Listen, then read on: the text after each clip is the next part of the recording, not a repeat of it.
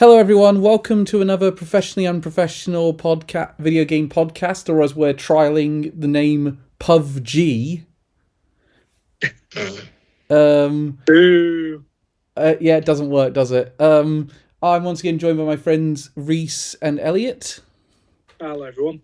Happy Mario Day! Woohoo! Which is weird considering we're talking about PlayStation shit for the rest of this podcast. If Elliot has to leave or you hear any yipping, it's because his puppies are very energetic right now.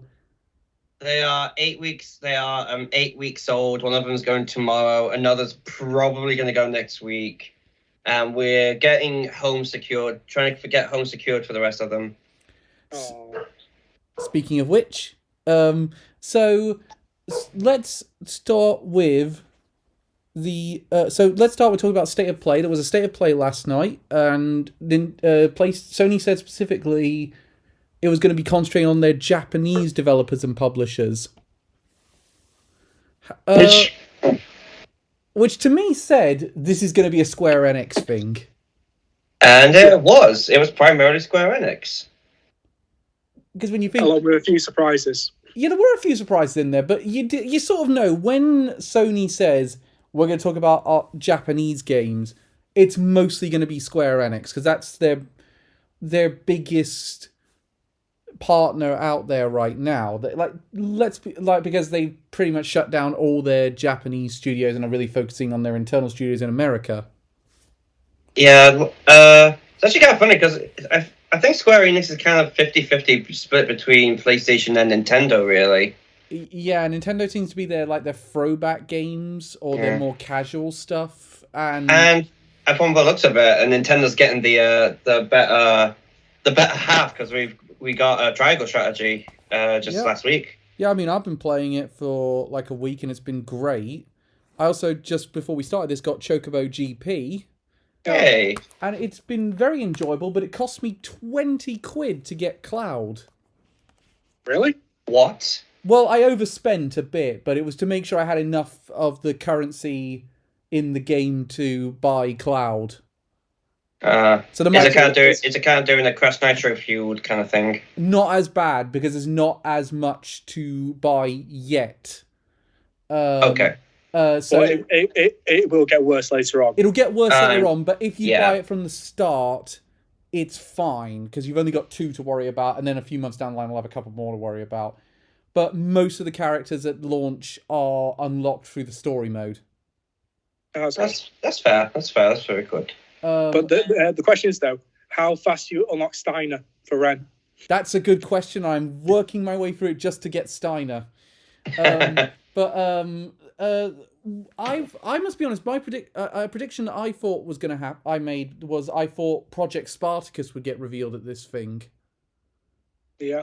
I have not heard of that, I'll be honest. Well, Project Spartacus is what Sony is intending to be their competition for Game Pass.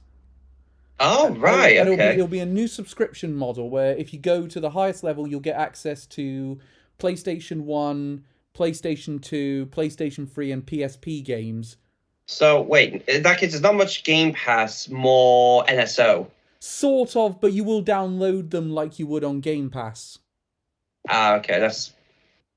So a mixture of the two, basably, getting like the best options from each. From what I gather, yeah, it's going to give you the best options of each, but we'll have to wait and see. That one did not get revealed today. So they started things off with the biggest base and switch.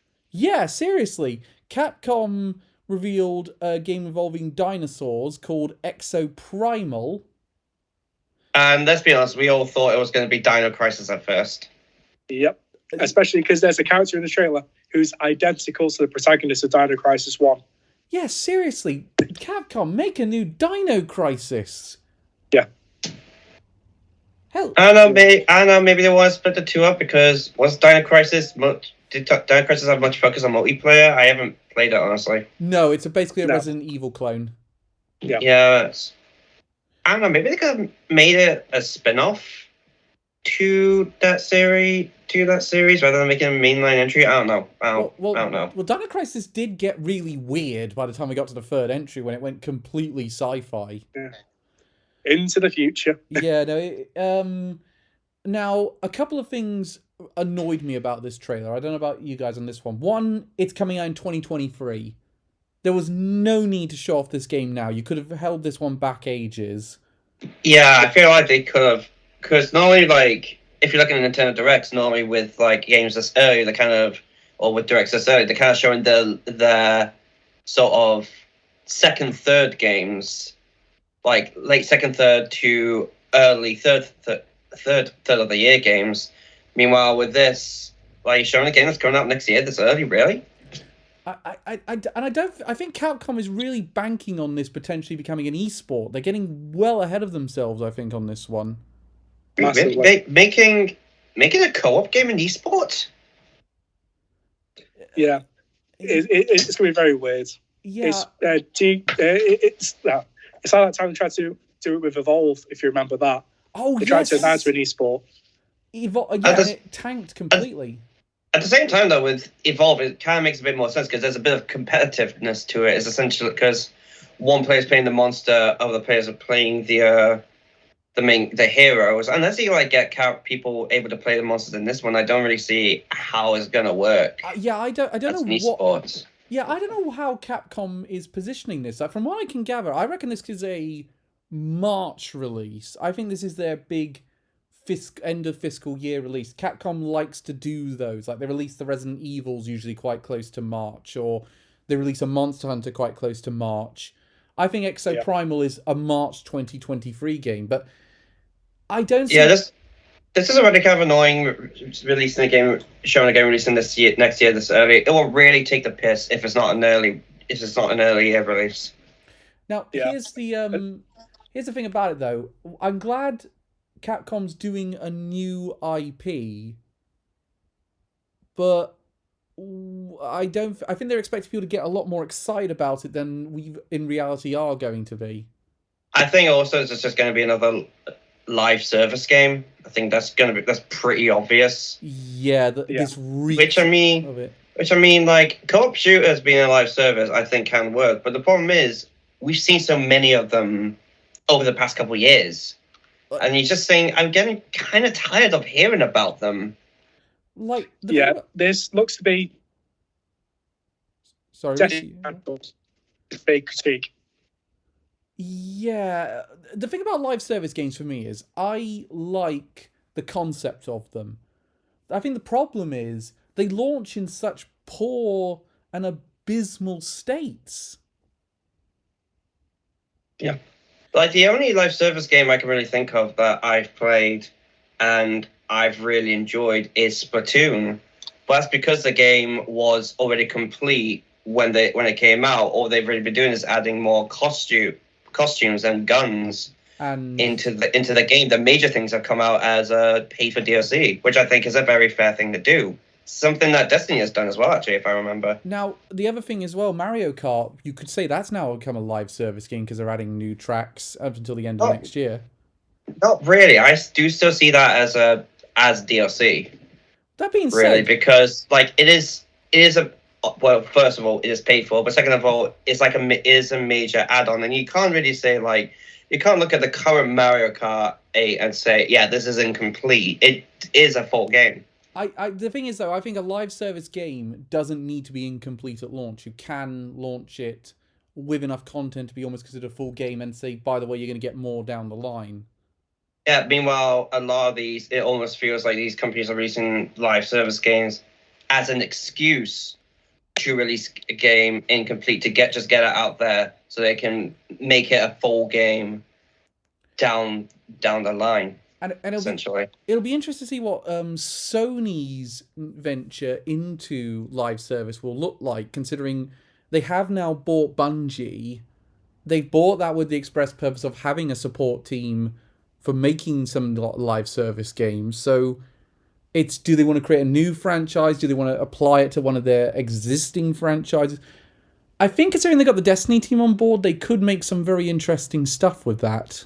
Something I've heard someone say, a YouTuber say, I can't remember who, but essentially they said that they might be getting Bungie also to get, like, if they ever have any standalone single player Destiny titles, they'll be exclusive to PlayStation or something. Do you think they'll want to make any single player Destiny games? I don't think it suits. That's a franchise that suits single player. I think it can kind of work. Like, there's a lot of lore to Destiny. Maybe like have a game based around in the past, explore more of that lore, or something like that. I don't know. Maybe. But the other thing that concerned me about this is it's coming to PlayStation 4 as well as PlayStation 5 in 2023.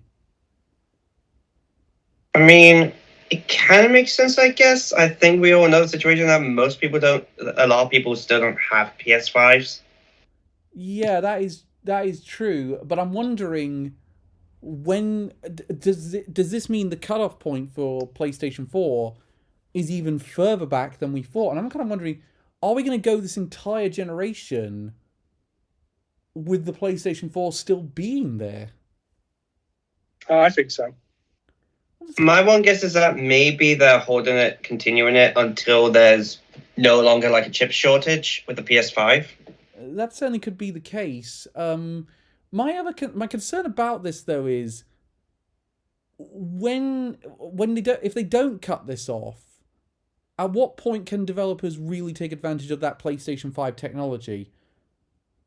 Like, in reality, for example, say we're going to get a new, will Final Fantasy VII Remake Part 2 be held back because, well, we wanted to do all these ideas, but we got to make a PlayStation 4 version as well?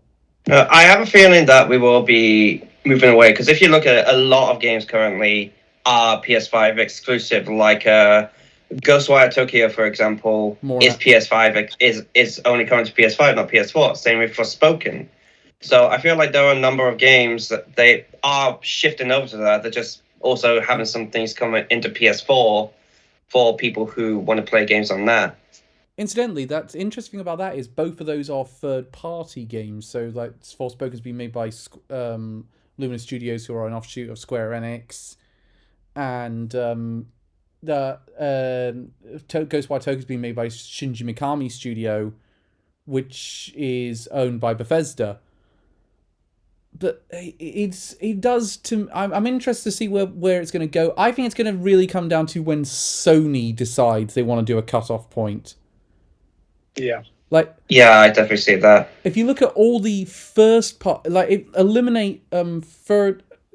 you eliminate the non-third party developed games, the only PlayStation 5 exclusives, console exclusives, are Demon's Souls remake, which is made by Blue Point, Ratchet and Clank, which is made by Insomniac, and Returnal, which is made by Housemarque. Yeah, isn't Forbidden West isn't Forbidden West PS4 as well? Yeah, it is on PS4, but I think in many of these cases though, they did start out life as PlayStation 4 games. Like, you look at God of War, that is going to come to PlayStation 5, but that started life as a PlayStation 4 game, and they've had to up it. I don't think that ever was not going to be cross-gen. Or just looking back at Insomniac with Miles Morales, that was originally PS5, then they got a PS4 port down the line. I think that started life as a PlayStation 4 game, and then it shifted to PlayStation 5 focus. I mean, it kind of makes sense. The original Spider-Man was PS4. So, next game on the list was one we just discussed, Ghostwire Tokyo, which I've got the review job for that one. I actually pre-ordered the game last night, not because of the trailer, just because I kind of forgot. Also, and now I have a PS5, so I decided, hey, why not? Yes, it's the first one we've done of these since you got a PlayStation 5. Hey! Yeah. So, I mean, Ghostwire Tokyo, I really like the look of it. I've pre-ordered it as well. I pre-ordered it digitally to get early access to it. I just pre-ordered it from Amazon. The unfortunate thing is that with the Amazon one, it comes with a metal poster, and there's no way to decline that. So unless I can get it from Game Now, because for some reason Game wasn't letting me log in last night. If I could get it from Game Now, where I just get the steel bookcase rather than a metal poster, I'll switch to that one. God, I hate metal posters. I got one when I bought Deathloop, and it's crap. But the only company who does good metal posters is Display. I mean, yeah. Um, Meanwhile, like I'm just running out of space in my room. If I'm honest, that's why I can't really have a. I mean, really, I can't even really have a steel bookcase. But hey, it takes up less can I room. can I just point out it will be tiny if you get it because I'll show you what I mean. This is the size of the one I got for Deathloop. Oh yeah, that is tiny. It's It's tiny. more than Oh it's wow, more than yeah. that's a postcard Like and for a poster. since this is audio only, I'll just say it's only just slightly bigger than my hand. Like that's it. It's like goes up to my wrist if I hold it like that. It's rubbish. It's like I don't have anywhere to bloody hang the thing. Yeah. Also, I just think, you know what? I don't even know if I'm gonna like Ghostwire Tokyo. I'm not gonna go out my way to get a poster, which I'm not even gonna hang on my wall. That being said, I kind of like the look of Ghostwire Tokyo from what I've seen so far. It does look pretty good, yeah. It basically seems like it seems to take a lot of like sort of Japanese folklore. Like, you know, you see all the ghosts. Like I think I saw a couple Kujisakayana references and stuff like that. Yeah, there's a lot of references to stuff like that, and it does look like it has a very interesting combat style.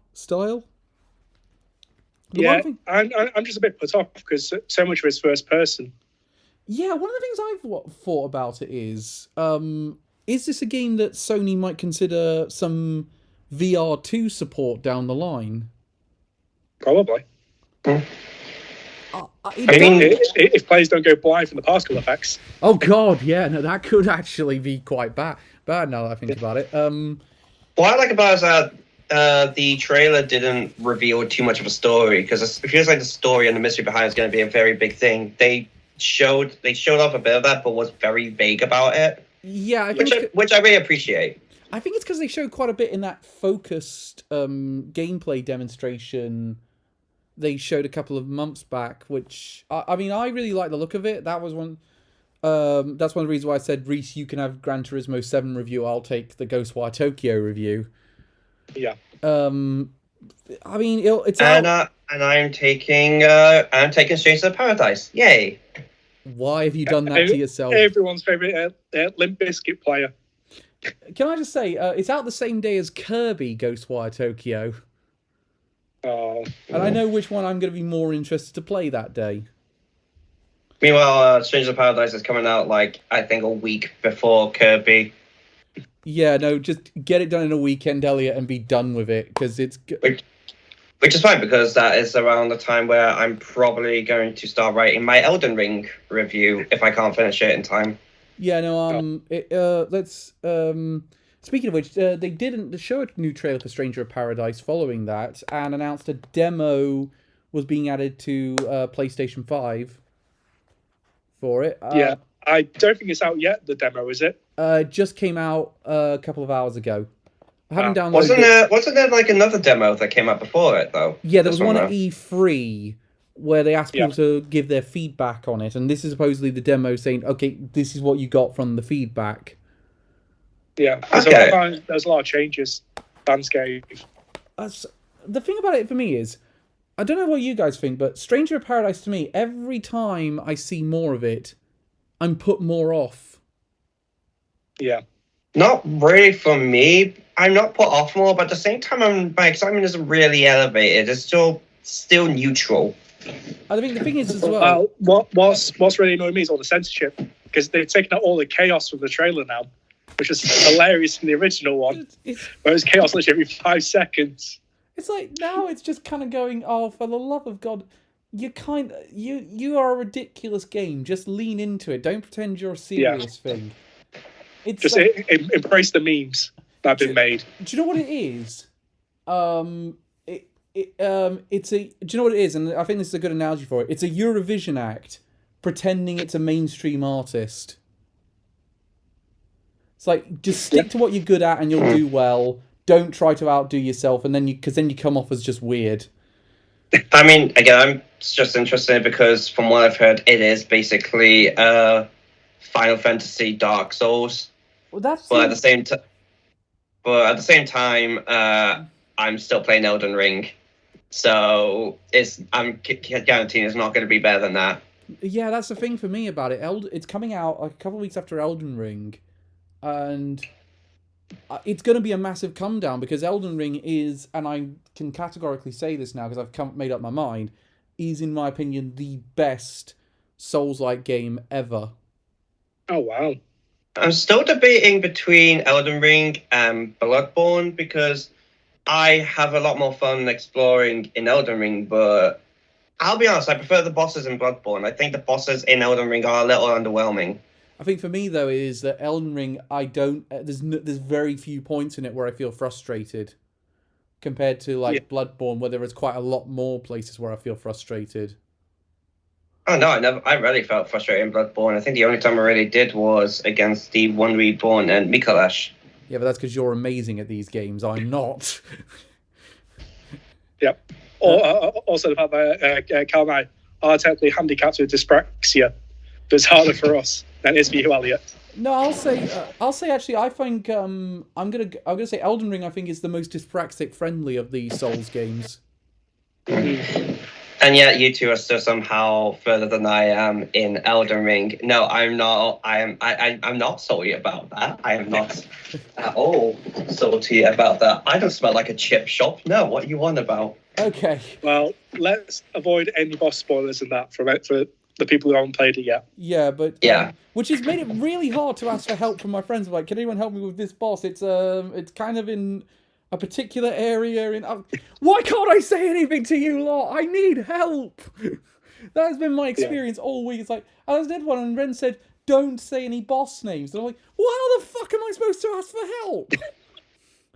Meanwhile, my reaction to some of the bosses is just, this is a boss, really? This is a regular enemy. Yeah, that's the one thing I will say about Elden Ring against it. There are a few too many souped up versions of regular enemies turned into bosses.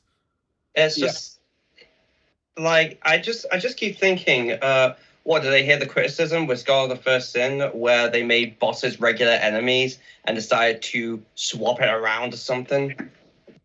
Okay, well, going from one Square Enix project to another, because we barely talked about Stranger of Paradise there, because I don't think there's much more to say about it.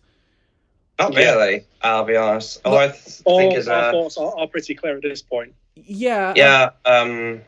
Not gonna be as good as Elden Ring. The main character's name sounds like something from Michael Bay's Wet Dreams, and Limp Bizkit. Here's the thing about it as well. We were so excited. We were kind of on board for this game when we talked about at the Square Enix Presents. We talked about the Square Enix Presents at E3 last year. Yeah. All that joy is gone. I think a part of the reason why is because we've seen Square keep showing us new trailers for this game, but they're not really showing us anything new from it. Yeah. Outside of the fact that there's a female character as well. Yeah, that's all great diversity. Woohoo! And that is a weird decision. A decision to just say that's our. The weirdest decision for me about this thing is that it's multi-plat, but they're acting like it's a PlayStation exclusive. Yeah. To me, I'm just kind of wondering. I think PlayStation's where it's going to sell the best. I agree. I mean, Elliot, are you now reviewing the PC or the PlayStation 5 version? I'm reviewing the PS5 version. It was originally going to be the PC, but it's Epic Game Store exclusive. Oh, thank God. Square Enix are notorious for not giving you great PC versions of their games. Yeah, you needed an example. Just look at the Final Fantasy VII remake PC port. No, that's one of the better ones. The Nier Automata port was damn near unplayable at launch. Oof. Which is funny because the Nier Replicant one is actually pretty good. Yeah, Nier Replicant's fine. It's Automata that they had the problems. I mean, from what I've heard, the Game Pass version runs better than the Steam version. Shit. I actually remembered the Automata ones. God, they were bad. Speaking of ones which I don't think you should play on PC, Forspoken. Another trailer. I am upset. Honestly, kind of gutted that this was delayed. Can I be honest? I'm not. I am. I agree with you. I am, because it means it's one less PS5 exclusive for me to get soon. But it's also because I think it confirms Final Fantasy 16 is a 2023 game. I mean, I think it was originally going to be last year, but no one saw anything from it. No one believed it was coming last year. No one believed it. Yeah, especially because all we've seen is pre-rendered cutscene trailer Yeah, from it. there was some gameplay in that trailer, but not much. Yeah. What do you guys think of Forspoken's extended gameplay look? It's good. Yeah, still looks impressive. It still looks pretty good. I'm actually quite quite looking forward to playing it, honestly. It just, to me, I'm kind of... I must admit, it looks a lot less rough than it did before, because I love it. The other clips we've seen of it did look like it had some frame rate issues. So it looks like they've worked out the kinks on that front. Yeah. That being said, if they nail that frame rate, I think it'll be an interesting game to play. If they don't, it could be a disaster. Definitely. Yeah, I say so. But hey, as I said, just looks interesting. Looks pretty good. Yeah, it's gonna be, how cool is it gonna be to explore that open world or not? How large of a world are we thinking it'll be? We thinking Breath of the Wild or Horizon Zero Dawn? I think it's got to be Breath of the Wild, at least Breath of the Wild size, considering it's on. Really? Considering it's on PlayStation 5 and the amount you can work with that updated technology, and this is PlayStation 5 only. Yeah. I think they have to make it really big, because otherwise, I think it's either that or they are going to go for a more condensed world on the basis of that means we can do all these major tricks. But again, I think people think Breath of the Wild is very big. It's not as big as they think it is, but the thing is, the way you traverse it makes it feel a bit bigger. Yeah. So I think if they can nail that in Forspoken, they might have an interesting thing to work with here. I mean, it's coming out October the 11th. God knows that. Then we come to Reese's specialist subject. Gundam Evolution got a trailer and confirmed it will be coming to Europe and America. Yep, because before this, we only had the Japanese trailer back in, it was like June last year, where it only said about Japan. So now it's been confirmed for worldwide release, and there's also plans for it to get to Evo. Oh, I could.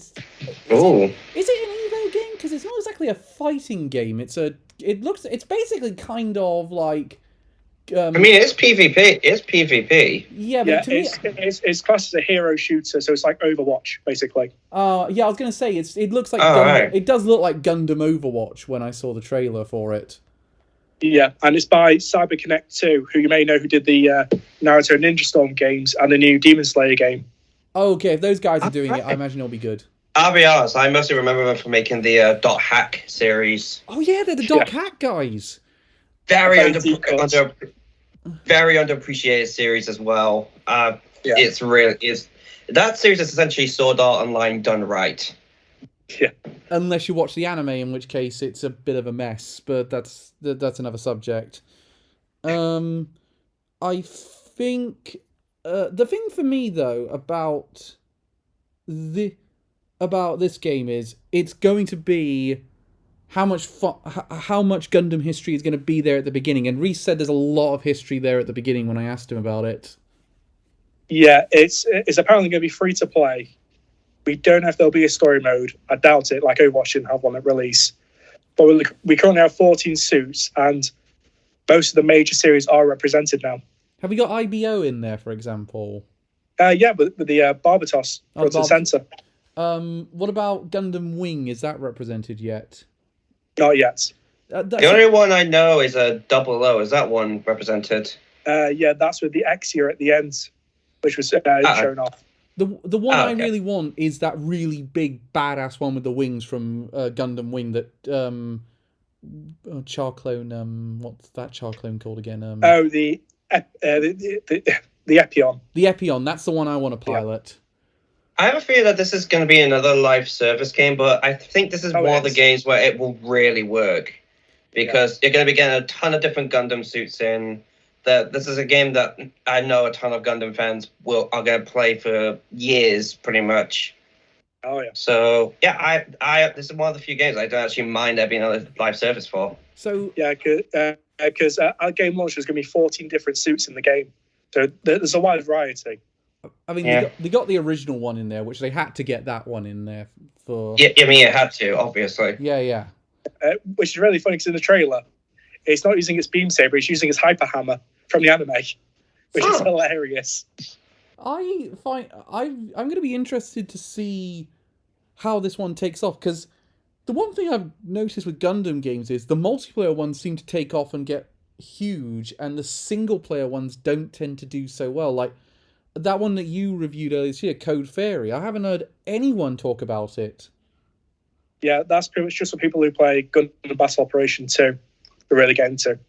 Because it's a very niche game with no multiplayer alone. Because it's meant to be like the single player component for Battle Operation 2. There's a lot of cross compatibility with it. I'd really like Sunrise to do a big deal Gundam game, like something that's its own timeline that could stand amongst the others and be its own RPG or something like that, and have its own cast of characters, its own setting. I think there's so much creativity there that could be done to have us be in our own Gundam story.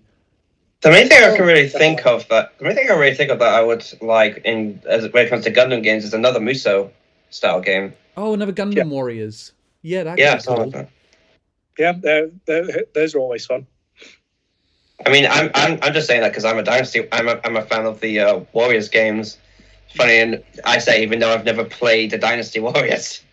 You know what? Considering it's free, I probably will give this one a go. Yeah, I imagine in the future it'll be like loot boxes for new suits or new cosmetics. I imagine so. Then they had a collection game, Teenage Mutant Ninja Turtles Cowabunga Collection. Which I don't think anyone saw coming. No, I didn't see this one coming. No, I don't think anyone did. It's a good collection of games. I think it disappointed a few people that it wasn't an update on Shredder's Revenge. Yeah. Also, I kind of find it funny that he said, "Oh, this is going to focus primarily on our Japanese side," and then also Cowabunga, my dudes. It does feel a bit weird that one of the most American franchises ever then shows up. As a story based in America, based on turtles with Italian names using Japanese martial arts. Heroes in a half shell, turtle power. I mean, I like Ninja Turtles, but I'm not a big fan. I'm a bit mixed when it comes to Ninja Turtle games, so I might pick this one up. To me, it seemed weird that this wasn't in a Nintendo Direct, because this feels like a very Nintendo Direct style announcement. Yeah. I mean, is it coming to Switch as well? Do you think it is? Yeah, they confirmed it this morning. It is coming to all platforms. Yeah, that's weird. I don't know. Maybe we will see it in. I don't know if they do a Direct Mini or a partner showcase in the next couple months before E3. No, I think the next thing that's going to happen for Nintendo will be an indie show. Probably in the next couple of weeks, because I imagine they usually like to have one around PAX East. Yeah. And where we will not be getting Silk Song. Tell you what, I will make a deal that if Silk Song, they won't be in this one, but if Silk Song is in this one, we will do a podcast on it. I mean, yeah. Because every time we get to an indie one, we always, by the end of it, just say, I don't think there's enough here for us to really comment on. Like, these all look like nice games, but I won't really know my opinion until I get to play them. They're not... Yeah. Especially because a lot of the time, the smaller games anyway. They're usually quite small. Also, I think it's just because the showcases are normally very short. Like, they only last like 10, 15 minutes. Yeah, there's not a lot in there. Next game is... and I completely forgot about this game. I don't remember it at all. Gigabash. Whoa. Yeah, I completely forgot about it. Yeah, I did not. It looks like trash. Yeah, I remember it not looking... that's all I remember. I just remember thinking I don't give a shit about the look of this one, but I don't remember anything else about it. Like, what was it, Elliot? I have no idea. I think it was like some kind of brawler game. Like some kind of 3D brawler game, I don't know. All I remember thinking was just, I don't care about this. It just looks bad. Now... Yeah, I've got the trailer here. It looks like the old... do you remember the Godzilla fighting games. Oh yes, Basically, it was like an arena. the kaiju fighting Oh, game. so it's like an arena battle game. Yeah, Sort it was very similar to that. But it doesn't look like it had. But I remember now, and I just it doesn't look as interesting as like those God of War, Godzilla Destroy All Monsters games, which were great games. Yeah, especially because looking at the arenas, they're really tiny with the ringed in fences, so there's not even much room to go around. No, they had that excuse. They had that excuse on Godzilla games because they were on PS2 and GameCube. What's this excuse? Also, because in Godzilla, you were giant monsters in cities. Speaking of which, can we please get a remaster or some sort of new one of those Godzilla Destroy All Monsters games? Though I love those games. I don't know if we will, because if I remember, the last Godzilla game we got was in 2015, and that was not good. No, it was not. To tie into the amazing Bryan Cranston film that everyone adores. Oh, I actually had an argument with a friend of mine because he insisted the 1998 one is better than that film. Ugh. I know. It's close. I have not seen a Bryan Cranston Godzilla film, but I have seen 98. That is bad. Yeah, the Bryan Cranston one's bad. It starts off fantastic, then it just devolves into a mess of smoke screen effects. Is that the same one where like Godzilla King of Monsters, was it? No, that's the one with King Ghidorah and all that. That was the one that's actually quite good. Yeah, was that done by? Is that sort of based on? Are those two kind of in the same universe? Yeah, they are. If you get what I mean. It's a sequel. It's that one's King of Monsters is a sequel to Godzilla 2014, and then they followed it up with Kong versus Godzilla. Yeah, I really recommend King of the Monsters because I've got it on Blu-ray. Yeah, it's great because you can actually see the action in this film. Yeah, I've heard King of the Monsters is actually really good. Yeah, it really is. Yeah, King of Monsters is pretty. I actually quite like Kong versus Godzilla as well. The only it's good, but I did put King of the Monsters over it. I'll be honest, the only real recent Godzilla film that's on my radar is Shin Godzilla. Is it? That's good. Oh yeah, because I've heard really good things about that one. It really is. Speaking of more things we'd rather talk about, next thing we revealed, this game, it's JoJo Battle Royale R. Remake of a 2013 game. Well, it's not. It's more an update than a remake, but it's coming with a lot more fighters. There's like over 50 fighters. Yeah, it's a remake. I thought it was an original one. No, it is an update to a game that already exists. It's a next gen update for these games, and it's a cool next gen update. I am definitely buying it. And correct me if I'm wrong, but from the looks, just from the general kind of looks, I don't think it's just adapting the ones or having fighters from the anime. It's also having ones that are from later parts. Yeah, they are putting in. They are putting in Part 7 characters. I think it's cool. I think it's really cool. I mean, it's going to lead to spoilers for people who haven't gotten that far, but which is basically at the same time. Let's be honest. It's JoJo fans. It's Japan. Anyone who's interested anyone who's a major JoJo fan will have gotten that far by this point. It looks cool. It reminds me quite a bit of the game. Actually, reminds me quite a bit of Persona 4 Arena. It reminds me of the Dragon Ball Fighters game. Oh yeah, Dragon Ball Fighter Z. That's a really good game. Presumably, I think this is in the PlayStation conference because they want to promote it for Evo. Yeah. I mean, no doubt they're going to try and promote it for Evo. Yeah, again, and this one is solely done by CyberConnect 2, who also did do the Ninja Storm games. Yeah, that is not surprising. Whereas Gundam Evolution was made in part with them, and mostly by Bandai Namco Studios. Yeah, that does not surprise me. It does very much look like a Ninja Storm Hinokami Chronicle style game. Yeah. Next game on the list is a game called Trek to Yomi. I zoned out for this. The first bit didn't interest me, but then the later bit, with all the visual stuff happening, I just thought might be interesting. Kind of looks like a cross between Sifu and Ghost of Tsushima. But on a 2D plane, on a 2D plane, yeah. I mean, My thought on it is the gameplay wise, it doesn't look that interesting, but visually, it looks really damn cool. Yeah, I agree. It Yeah. looks great. It looks kind of like it's kind of going back to that Japanese cinema aesthetic.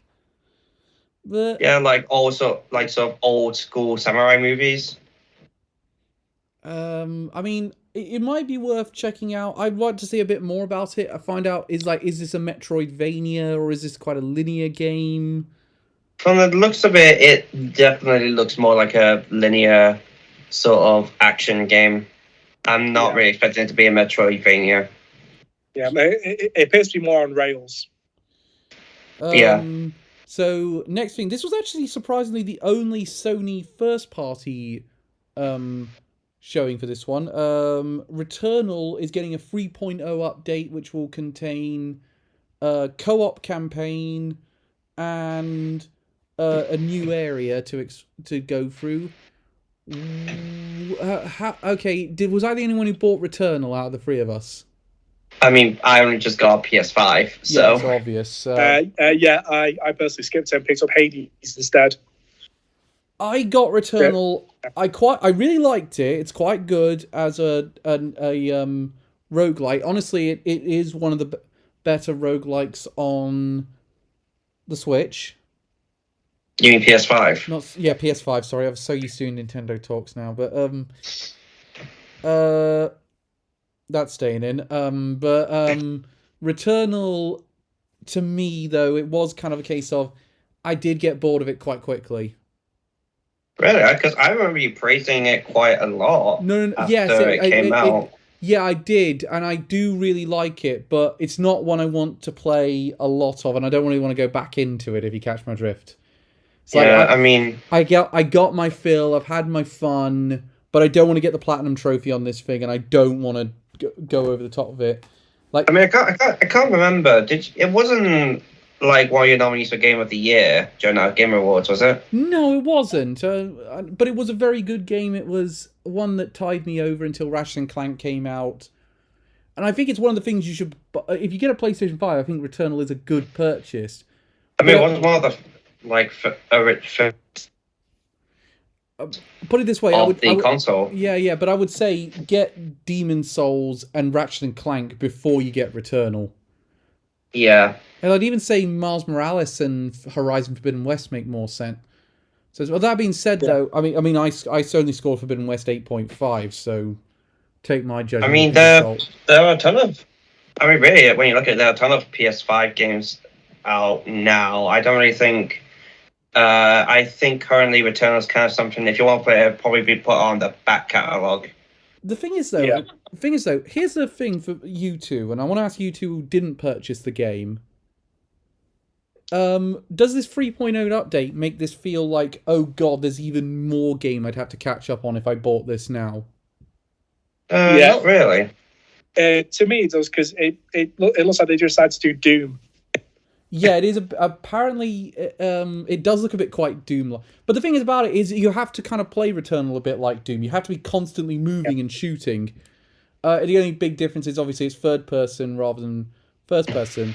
What I also mean, from what I can tell, I think this is mostly just a survival mode. So I don't think it's really a big part of like the main story. I mean, okay, put it this way. I might go back to Returnal if everyone says this is made it the definitive game, and then I'll have to check it out. But other than that, I think it's just no. I'm done with Returnal. I've had my fun. Yeah. It's going to stay on my shelf forever because I enjoyed it, but I'm going to call it a day with Returnal. Yeah. That's fair. So they then said they're going to close off the thing with 2 new games from Square Enix. Now, they started this one out, and I thought this was the Final Fantasy Tactics reboot that was in that NVIDIA leak. I mean, it's kind of Final Fantasy Tactics. It's the same kind of gameplay. It's called the Dio Field Chronicles, and is this based on a franchise I'm not aware of, or...? Not that I'm aware of. Sorry? JoJo's. Ha! Oh, yeah, I don't think it is. It's weird. I think... is it just Square Enix taking Final Fantasy Tactics and giving it a different name. Yeah. That's all I really see it as. I mean, is this a tactical RPG? And somehow making the character models worse. Yeah, the character Everyone looks like rubber. Yeah, the character models do not look good. They've got quite a bit of that Bravely Default 2 effect going on. Yeah, that's kind of what I thought it was. I saw the same graphic style as Bravely Default 2, but on realistic characters.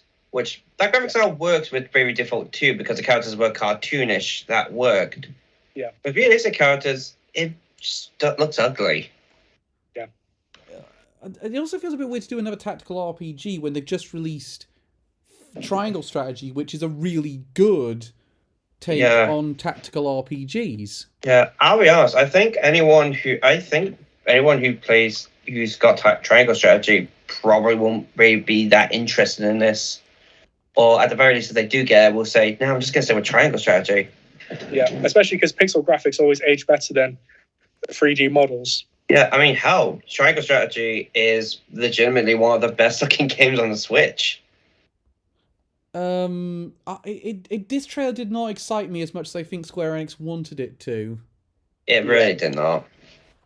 Now, the big talking point of the State of Play was the final trailer, because I've had to learn a bit more for this one. It's a sequel to it's a new entry in one of Square's PlayStation-centric franchises, the Valkyrie Elysium. It's a follow-on from, so I think it's called the Valkyrie Profile. It's got this one new entry is called Valkyrie Elysium. Looks all right from what I could see. Yeah, the texture in the artwork is very blurry and washed out from what I saw. The gameplay reminds me a little bit of Nier, in a bit of a way, mostly Nier Replicant rather than Automata. Yeah, I certainly see your point. The thing about it for me as well is Valkyrie Elysium is it's following. I looked into this one, and people really love this franchise when it came out. There is quite a bit of a cult following for this series. So I'm kind of glad Square is going back into their back catalogue. I don't know if that's the one I would have picked though for games to add for games from the back catalog. Firstly, I probably would have gone with something like Parasite Eve. Yeah. What platform was your original games on? PlayStation 1. Oh wow, so it's a really deep cut then. Yeah, no, this is a series that goes back to PlayStation. Like, I'm looking into it now. It's basically it's coming out later this year because Square Enix decided to release all their games. All except for Final Fantasy 16 this year. Well, we don't know that. They are still projecting a 2022 release date for Final Fantasy 16. I don't think they'll make it, but no, I doubt it. But it's you look back on what people have been saying, and they are excited for it. This idea of this franchise coming back, but that being said, Valkyrie Profile was the original one. They also did so there was Valkyrie Profile on PlayStation 1. There was Valkyrie Profile 2 on PlayStation 2. And they did something called Valkyrie Profile. They did one on, I think they did a remake, or they did another one on PSP. Oh, that was not the one I was thinking of at all then. Honestly, I think the one that came into my head was Valkyria Chronicles. Yeah, the Valkyria Chronicles is a different thing, but it's called Valkyrie. Valkyrie Profile, from what I've heard, is a big deal, but judging from the fact this is not called Valkyrie Profile 3, says to me this is going to be slightly different. So I think fans need to expect this will be a slightly different entry to those original ones. Do you think maybe it'd be like a reboot or something of the series? Definitely feels more rebootish, because they were really not leaning into that pedigree of the series when they launched the trailer for this. Yeah. It's got my attention, but it's one where I'm just kind of like, I'm a bit, but it doesn't really excite me all that much because I haven't had that experience with Valkyrie Profile. I mean, maybe when PlayStation launches their legacy content on PlayStation 5, I will I'll give it a go. Also, I know what people are on about. I wouldn't mind giving it a go, but it's a case of it's got I mean, to be there. I don't. When they do start putting up the legacy content, I don't really think they'll add in a game that obscure. Really, at least at the very least, not straight away. I feel like they'll more stick with the games that everyone knows, like Crash Bandicoot, Spyro the Dragon, Medieval. We might get a couple obscure games, but probably not. Probably not that one. If it's that much of a cult, if it's got like a small cult following, I don't know. Now, I'm gonna I'm gonna move over to that one. Do we think Crash and Spyro is going to be on this this service, considering they are now Microsoft? They are not yet quite yet, but they're about to become Microsoft-owned characters. Yeah, especially after how much hoarding Activision does of its IPs, regardless. Yeah, it's kind of like, do they want to make this So it's which for like Sony are going to obviously have to talk to a lot of third parties, because people forget PlayStation 1, not a lot of the iconic games that were on that system were Sony first party games. Yeah. I actually did this the other day. I looked at the 12 games that were on PlayStation 1 Madness to see how many of them are properties that are owned by Sony, and there was only 2 of them. Gran Turismo being one? No, Gran Turismo didn't make the list for that one. It was Ape Escape and Parappa the Rapper. You look at the other ones, like Symphony of Night, that's Konami. Resident Evil 2, that's Capcom. Wait, isn't Ape Escape Konami though? Because they've done crossovers with Metal Gear. Oh no, yeah, Ape Escape is Konami. Yeah, no, it's not Sony first party. You're right. Yeah, that's what I thought. So yeah, it's just Parappa the Rapper that was on of those 12 games, because like there was Crash Bandicoot, and Spyro. They were Universal at the time. Yeah. There was Tony Hawk Pro Skater. That wasn't a Sony first party. Tony Hawk Pro Skater. That was Neversoft, right? Neversoft at the time, yeah. Which then later went to Activision. They went to Activision. There was Silent Hill and Metal Gear Solid, both for Konami. You had Final Fantasy 7 and 9, both for Square Enix. This is the point I'm making. It's like, and even if you go out the list, you got Tekken. That's Bandai Namco. You've got to Sony's gonna, if Sony really wants to have a comprehensive PlayStation 1 collection on this thing, they're gonna have to talk to a lot of these third parties to get them on the service. And I'm wondering, which ones have they prioritized the most? Have they prioritized going to Konami to get Symphony of the Night and Metal Gear Solid on this thing, or is that down the line? Have they prioritized Bandai Namco to get the Tekken trilogy on there? I'm interested to know, who do you think they are prioritizing as their third party support? I think probably they'll want to go to Activision Microsoft for Crash and Spyro, because they are the biggest for the West when you think PlayStation 1. Yeah, I also think like that we would also get which one? I think Konami might be their top priority, to be honest. Probably, actually. But at the minute, Konami just don't really care about games at all. They're just so into pachinko machines. Yeah, but at the same time, Konami doesn't have to handle this thing. They can just palm this off to another company. That's what they're doing most of the time when we get these collections now from Konami. They just palm it off to another studio to do it, and then put their names on it and publish it. So we saw that with the recent Castlevania Advance collection. They weren't involved in that pretty much at all. They just gave the source code to M2, and they made that game. So I think, if the money's right, I think Konami will say, yeah, you can have all the Metal Gear Solid games on this service. Square Enix, I think, is one they should go to as well. They should really prioritize Square Enix. I would also say maybe Resident Evil games, but at the same time, we have the Resident 2 and 3 remake, so Yeah, that's I don't know how much more.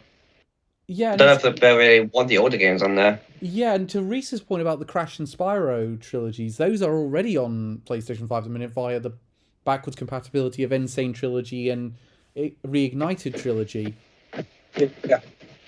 I mean, we could always get Enter the Dragonfly Oh Hey. or God, Wrath of Cortex. I actually quite like that one. Yeah, it's alright. uh, I'm more of a Twin Sanity fan, honestly. oh yeah, Twin Sanity is really good.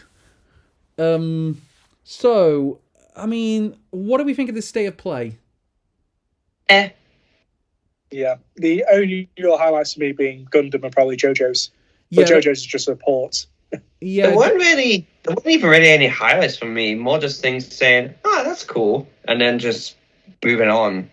yeah. That's state of play for me, to be honest. At the minute, that's the state of play for me. It's they're not very exciting whenever they come out. They're kind of just okay. The thing is, to stay at play.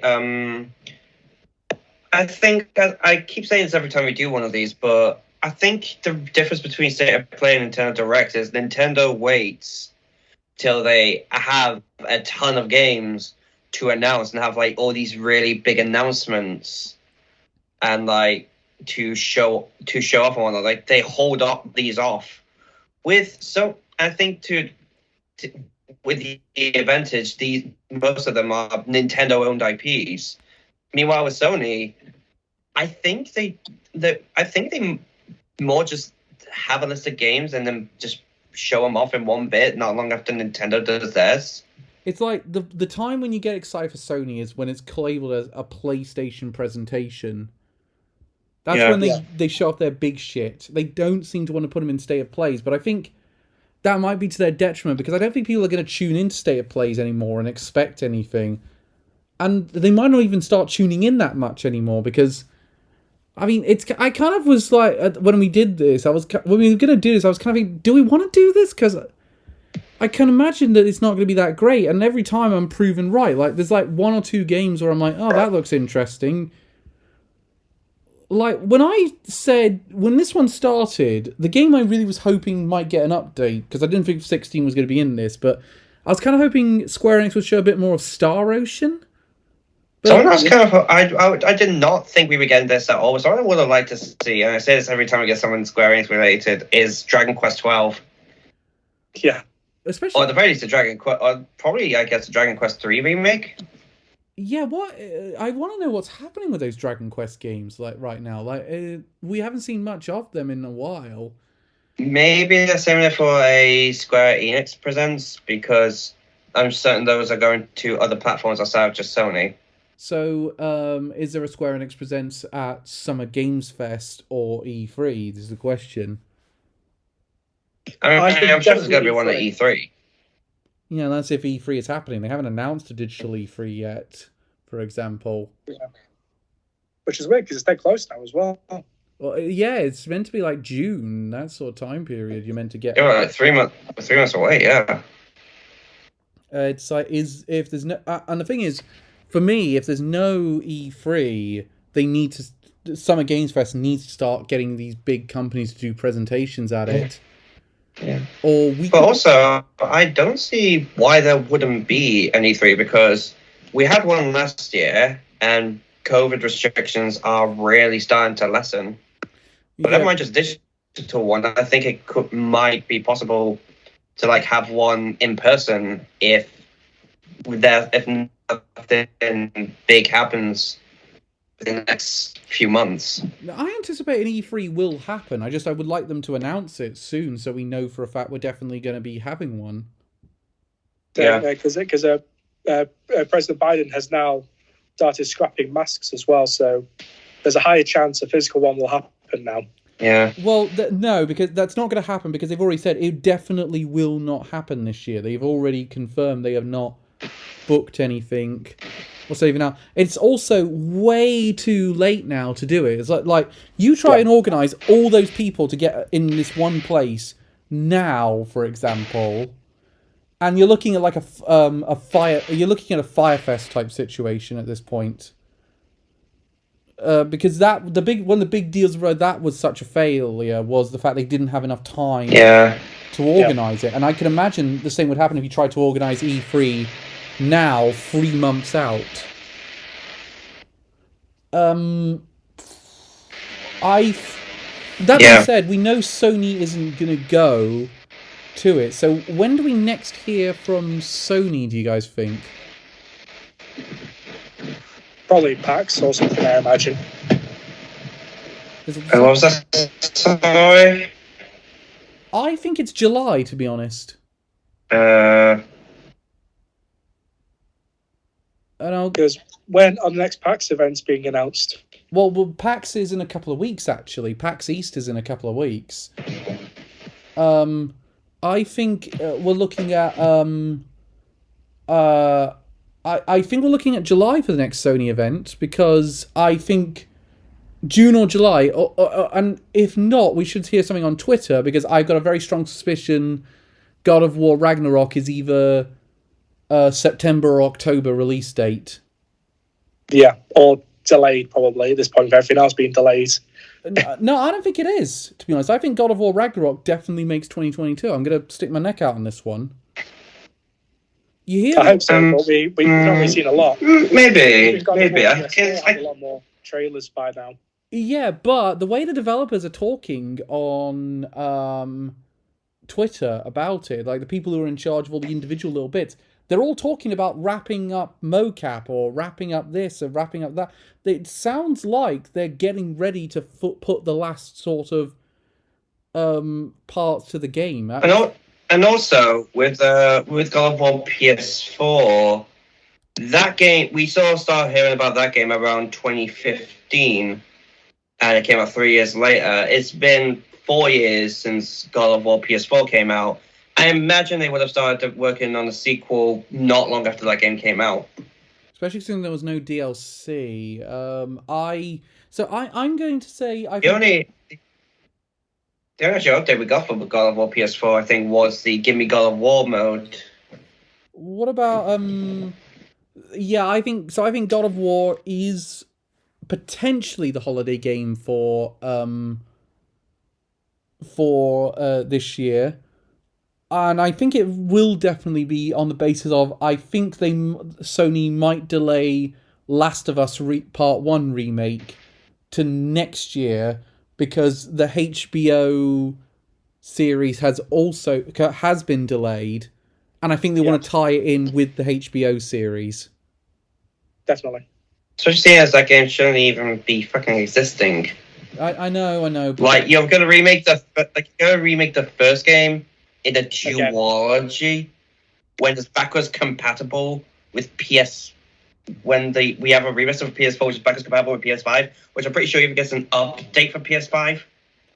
It does seem a bizarre thing to exist, but I mean, again, it's mostly because there was another sort of group that were trying to make their own studio, and when we were making Last of Us, to kind of say, hey, this is what we can do, and then they brought Naughty Dog in, which pretty much meant they were giving the project over to Naughty Dog. Yeah. Which is fucking scary. So I think Sony's got a decent year ahead of them, I'd say. But at the minute they've been hit by the blow of the fact Forspoken is now going to be in October. Yeah, but still, quick question: after seeing the last Nintendo Direct and seeing this, which one's year are you more excited for, Nintendo's or Sony's? Nintendo. Yeah. Even though I think, let's go somewhere with state of play. Like you could easily say, well, Nintendo's been doing it for longer. Sony been doing this for 3 years now, possibly more.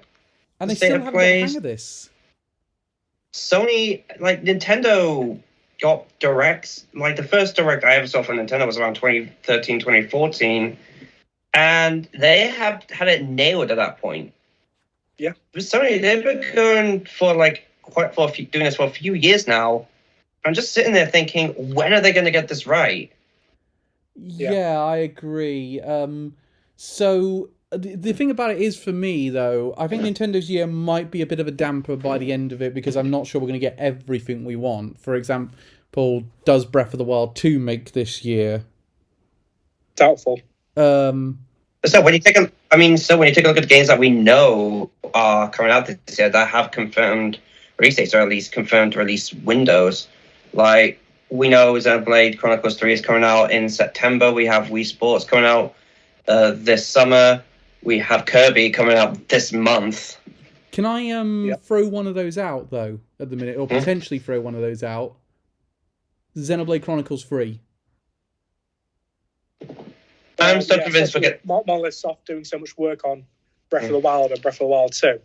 No, I'm still optimistic on that. No, I think it's gonna get delayed for the same reason Advance Wars got delayed. With the current events. Yeah, I think if the current events stay until September, Nintendo might chicken out and just say, no, we don't want to release this game right now. Well, it makes a bit less sense, especially because Advance Wars, one of the major factions were based on the USSR, and the game starts with an invasion. Whereas Xenoblade 3 doesn't really have that overtone. Yeah. And also, I mean, Xenoblade, I still think Advance Wars is still kind of a niche Nintendo franchise. Xenoblade has pretty much become one of their front and center franchises at this point. They'll be losing a lot more by delaying Xenoblade than they will delaying Advance Wars. Yeah, that's definitely a thing. And it's also the fact of Xenoblade is quite far removed from, like, real-world imagery compared to what even though Advance Wars is quite a jokey, light-hearted game, it's still not entirely removed from that. So I think it would be a bit insensitive to release it right now. Yeah, it's just a shame. Yeah, I mean, really, because you guys hear about it's like the second time it's been delayed now. Yes. Yeah. The thing about it as well is, I actually think in terms of sales, it actually might benefit Advance Wars. Yeah. Yeah, because But just going back though, did you guys know why the original Game Boy Advance was delayed? Oh, 9/11. Because it got delayed because 9/11 happened. Oh, it was due to release at the same time. Jesus. So everyone online saying, yeah, Advance Wars at this point is just cursed to never release on time. When do we think Advance Wars now gets released? Because I'm wondering when is going to be the appropriate time for them to release it. I imagine probably next year at this rate, with what's currently happening in the world and the devastation. Yeah, I don't see it releasing at the very earliest until late this year. I'm gonna go as far to say I think they might just cancel it outright. I don't think they'll cancel it just because of how much money's been spent making it with the investment. Especially considering the fact that the game looks practically complete already. They're just holding it off at this point. Yeah, because I think at this point they may just do a stealth drop on the eShop at the end of the year. Yeah. That could definitely be a thing. What about... but you guys don't think Xenoblade 3 will get the same treatment? Do you guys think Xenoblade 3 gets the same treatment because if the situation continues into September?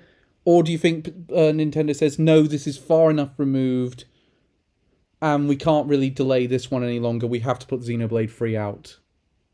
Yeah, I don't think it's going to get delayed. Especially because really, if you really aspects, it's more magical than full-on mechanical real world jets and tanks. Yeah, and also I mean with Advance Wars, like if Nintendo was sort of thinking that kind of case with Xenoblade, then that case there will be so many more games coming up from them that will be being cancelled or delayed at this point. So why only do Advance Wars? I think it's because Advance Wars... not for that specific reasons. I think Advance Wars has a few things that are be a bit insensitive right now. That's the major reason why they got ahead of the game with Advance Wars. I don't think they're going to do it with the same deal with... I'm not convinced they're going to do the same deal with Xenoblade Chronicles 3 or with Fire Emblem Warriors 3 Hopes. But I wouldn't be surprised if they did either. I think... I'm wondering, will people call out Nintendo on this as some precedent being set and them being hypocritical over it? True. I don't think they will. I mean, I don't think they really will be. They have to release these games at some point.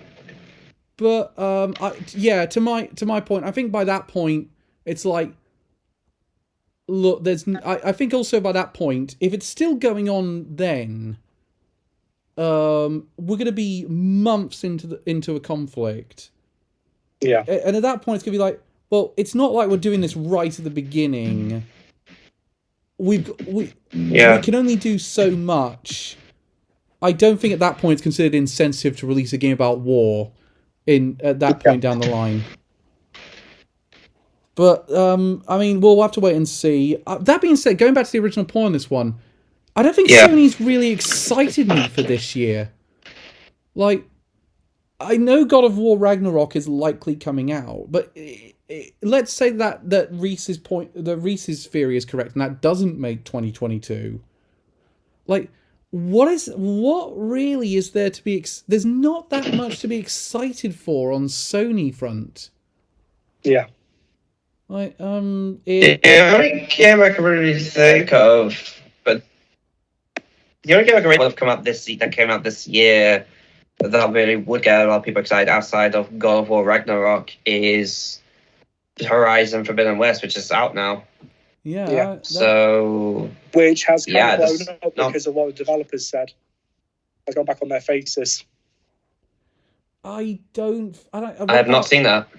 What about and Gran Turismo 7's already released? Like, the only things that really are looking like wow for the future are Ghostwire Tokyo and Forspoken, and even then I don't think they really excite me that much. I think God of War gets a release date in a Twitter drop in a couple of months. I mean, the Ghostwire Tokyo and Forspoken, I see them again. I don't think these are must-buys. These are fantastic. I just think, these look like fun. Yeah, same. As opposed to Nintendo's current library, which I'm certain the moment the release date comes out, the moment there was a pre-order, I'm getting them. Essentially. Yeah, there's some more amazing stuff to come from Nintendo, almost certainly. We haven't even discussed Microsoft at the minute, who are still here. Yep, just buying everything in the corner. They exist. This is quiet. No, they have a couple of decent releases. Well, they got Redfall. Name a release from them outside of Starfield. Redfall. That's still got a 2022 release date at the minute. I don't remember that. I more mean big system sellers. Well, that's meant to be a big system seller. That's the one they closed out their E3 show with last year. That was the Vampire Left 4 Dead one. Oh, that one. And yet I completely forgot about it. And yet that's one of their biggest releases this year. Like, what the fuck is going on with Microsoft right now? Because the only exclusive they've released is Crossfire X. And that's a dog's dinner from everything I've seen of it. Yeah. And they don't really have, other than Starfield and Redfall. I mean, Starfield will be a big deal for them, but what about... and so that's going to be interesting. So the holiday games at the minute are God of War Ragnarok, presumably. Wait, I can't think of one. I don't know if this is... I can think of one from Microsoft, but I don't know if this is exclusive. Hellblade. Hellblade 2 might make this year. I could believe Hellblade 2 could make this year. What about... though, here's the thing. Let's look at the holiday games if it all stands the way we think it's going to stand. So let's entertain the illusion God of War Ragnarok makes the end of this year. So God of War Ragnarok... Yeah. Starfield is the Sony one. Starfield is Microsoft, and let's say Nintendo, let's say Pokemon, possibly Breath of the Wild 2 alongside it. Who has the let's